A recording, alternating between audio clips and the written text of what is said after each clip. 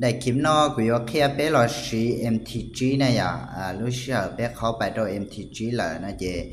นะเป็นมันต้องได้ตัวรู้สอนนะอย่าเจนี่เข้าไปถอเข้าไปเลยนะเจเป้ต่อตัวใหม่บ่นะเจเป็นหมดชาวโลตลาดทองคำนะอย่าเจเป้พินอียาลินเดอร์เนาะกูพินเนาะนะเจนี่ที่ยอรู้ตลาดทองคำนะอย่าถ้าไปชาวรู้ตลาดทองคำเนาะต่อเลยนะเจต่อตัวใหม่บ่ตัวเจนี่อย่าตัดรอเลยเนาะอย่ารู้เชื่อเนี่ยตัดรอเนาะเลยนะเจเป้ต่อรู้ตลาดทองคำตลาดทองคำเนาะเจเที่ยลียอรู้ตลาดที่ว่า1เท่ๆเนาะยอเล่นได้รู้เชื่อว่าเป้อยู่ต่อเด้ออยู่กดซื้อกดขายเลยจ้านะอย่าชาต่อรู้เลี้ยต่อเนาะเจนี่รู้ที่ว่ากดซื้อนะใบนะ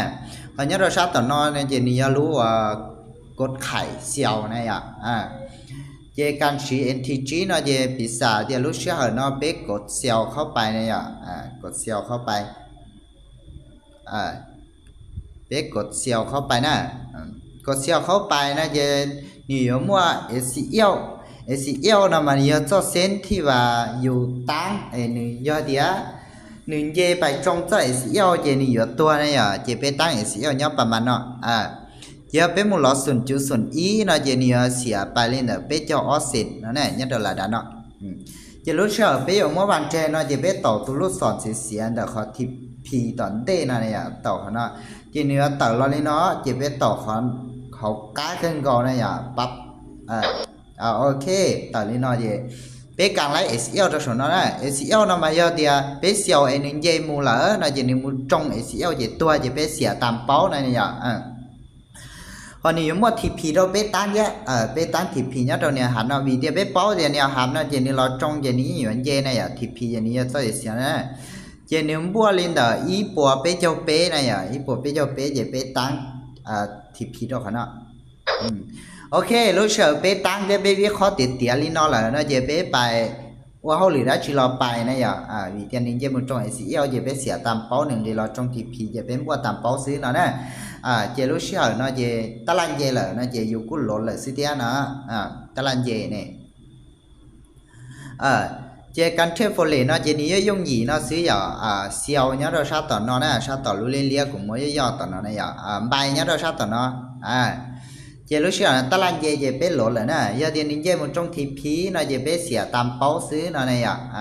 กันเทเนี่ยเราฟอเลเนาะเจนี่ยอีคอกันเทฟอเลเนาะนี่ยคอที่ว่าสิละยันยาวนะอย่าเจรู้เชื่อเป้เทลีเนาะวิสาเดียเป้วิเคราะห์ต่อตลาดจงนะกูยมัวออเดอร์เนาะอยู่เลิกมัวยอเดียเป้วิเคราะห์ต่อตลาดจงเลยนะอย่าเป้ต่อเดี๋ยวเขาเนาะนะเดี๋ยวเขาตัวเฮ็ดอีตอนเต้เนาะเนี่ยกันเนาะนี่ก็อีสมองนะเจเป้ตั้งเสียวเนี่ยดอกเขาเนาะเจเป้ต่อตัวลูกศรนึงจัวตอนเนาะเนี่ยโอเคขายนะเจนึงเจหมู่จงซอเสียเนาะเจนึงเจอขายนึงเลยเหรอเจเป้ตั้ง SCL ได้ TP นะอย่าเจเป้ตั้ง SCL เนาะเจนึงตัวเลี้ยๆนะ SCL เป้ตั้งจอระดับเนาะเจเป้ต่อตัวลูกศรนึงจัวซะตอนเนาะเจนี่เข้าไปเลยเนาะโอเคตอนนี้เขาไปเลยเนาะล่ะนะเจยอให้เตี้ยนึงเจหมู่จงไม้เนาะไอ้นึงเสียวนะยอเตี้ยนึงเจหมู่จง SCL เนี่ยจะสอนเนาะเจนึงตัวเจไปเสียตามเป้า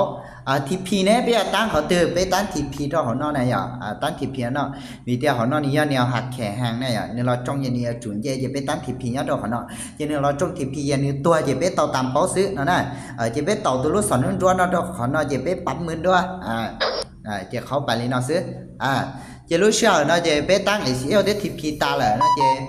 เป้อยู่มัวเฮาหรืออีนู้ๆรอกะเลียเป้ลินึกเขียยาเดียนิงเจมัวเจเสียตามเป้า1ดีรอนะเจต่อตามเป้าซื้อเนาะนะอย่าเจขอเนาะนี่เยอะขอที่ว่าสะดวกสบายเจอิสระอย่าเล่นดาชัวอีคอเที่ยวันนี้นูนะให้เตียเฒ่ารู้เชื่อเปิดขอกดซื้อกดขายน้อยเปี้ยต่อเตือนนะเจเป้ต่อรู้วงต่อเกินนะรู้วงสิเสียต่อเกินนะเจเนี่ยต่อขอกดซื้อกดขายแล้วเจเป้อยากขายเจเป้มาขายเนาะซื้อขายเจต่อเนาะเจไลฟ์เหรอเนี่ยเที่ยนี่อย่าไปกดซื้อเนาะเราไปกุ้มใบต่อเนาะซื้อใบเนาะเนี่ยเจใช้ต่อเนาะนี่ต่ออีไม้ใบอีไม้เสียวเนี่ยเจกันเทฟอเลนะ BTC INTG นี่ยงหยีลีเนาะซื้อได้เจกันต่อเด้อเจเสียวขายเนี่ยเราชอบต่อเนาะ ซื้อnhớ đồ sát tao nó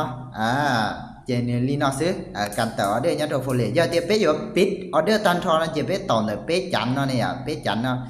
chế béต่อเขา pit tan thọปึ๊บli nóซื้อ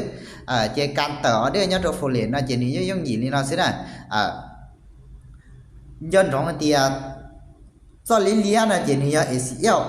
cho anh chúa là chỉ này TP này TP này cho anh chúa của sư họ nó này